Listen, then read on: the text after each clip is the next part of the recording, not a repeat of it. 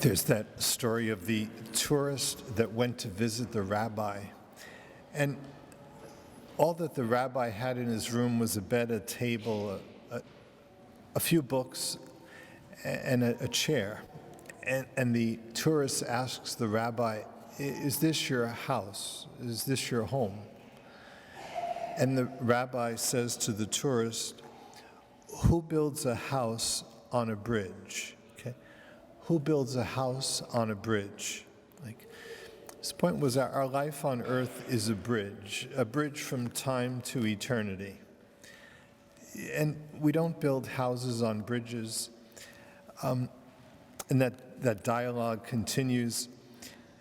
The tourist asks the rabbi, "Well, where is your furniture? Where are all your possessions?" And the rabbi asks the tourist, "Where are yours?" The tourist says, "I'm just visiting." And the rabbi says, "So am I." Like, there's a bumper sticker that says, "Just visiting this planet." Okay? Like St. Paul says that you and I are aliens in this world. Like, that this is not our true homeland. And we're in the Easter season, like 50 days, 7 weeks. And the Easter season is the church's 7-week reminder that this is not our true homeland. Our true homeland is heaven. We were made for something bigger than Disney World. We were made for something greater than the Bahamas. We don't find our rest anywhere short of heaven. Like St. Teresa of Avila would say that life on earth is like a night in a bad motel. Like, accommodations are fair, but we don't get too comfortable. People don't settle themselves on the road or go to sleep on the road. Rather, they use it as a means of advancing toward a greater end. Okay? So we say we're always on the move. And just as we say Lent was a season of grace, emphasizing like the mortification of our bodies, well, Easter is also a season of grace. And we might talk about the mortification of our souls. They say, the 20th century spiritual writer Gary Gould-Lagrange says, mortifications of our senses would be without great result if it is not accompanied by mortification of the faculties of our soul, and especially like the imagination and the memory. Okay, what does that mean? Like mortification of the faculties of our soul? Well, that Gary Gould-Lagrange says an unmortified imagination diverts us from consideration of divine things and inclines us toward vain and dangerous things. Okay? Like, he says that an unmortified imagination is like the lunatic in the house. Okay? Kind of makes us a little crazy. The unmortified memory replays tapes of wounds I have received, of wrongs my neighbor has done to me, angry words spoken to me which I have not forgiven. Or that, like, unmortified memory would vainly roll credits for ourselves. Like, when we reflect on some accomplishment, the credits would roll with my name instead of God, and attributing them to Him and His grace. Okay. So, like we say, again, that Gary Gould-Lagrange would say that the chief defect of our memory is its proneness to forget God. Okay?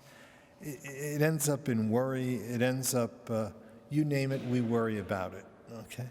It occupies itself with what other people think of me, rather than looking at things from God's perspective.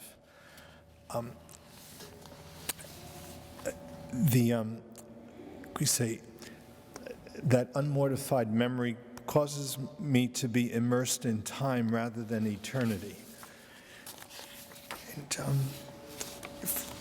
And rather than, like, we forget the immense blessings God has bestowed, like the redemptive incarnation, the institution of the Holy Eucharist. We are less than grateful for those gifts that God has bestowed on us. Now, like coming to today's gospel, that same writer says that every moment of our life has two dimensions, a vertical dimension and a horizontal dimension. The vertical dimension puts us in touch with eternity. The horizontal dimension is the dimension of time. Like in that Gospels, the two disciples recounted what had taken place, but while they were still speaking, Jesus appeared to them in their midst and said, "Peace be with you." See, the eternal wants to break into time. Okay? The eternal wants to enter into my life. Okay? God wants to enter into my life.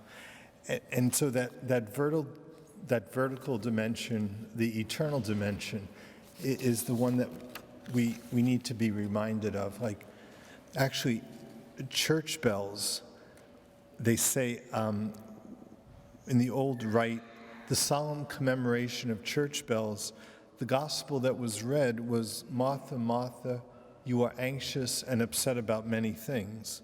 One thing only is necessary." Okay? So actually, church bells are really not meant to tell us what time it is, so much as they're meant to allow the eternal to break into time. Okay? Like the church has no other interest than to divert us from being engulfed in the meshes of the secular, to be caught in the web of this world. Okay? So the message is of the bells, or of that gospel, "Martha, Martha, you're anxious and upset about many things," is that God is appealing to us. You are busy about many things, pursuing a rush for temporal things. But the one necessary thing is the salvation of souls. And that message the church rings out day and night, all the time. It's about the sanctification of time, like to draw us upward into that vertical dimension, to draw time upward into eternity. As they say, many things are pressing, but only one thing is necessary. And I know Fulton Sheen had that quote that said that this whole world is only a scaffolding through which we climb up to the kingdom of heaven. And he says, when that last person shall have climbed up through this scaffolding, well, this whole world will be turned down and burned, because it will have served its function. It will have accomplished its mission. It will have brought us back to God. And in order to kind of be taken up that mountain, like we say, mortification of that soul is necessary. St. John of the Cross says that there is no limit to what God can accomplish in the soul whose only desire is to please him. He says, whether we're chained to the earth by a heavy chain or a tiny thread, we cannot fly to God. Okay, so we say, through this Easter season, we are set more and more free to climb that mountain, okay? To climb that mountain of the spiritual life and to enter more deeply into union with God.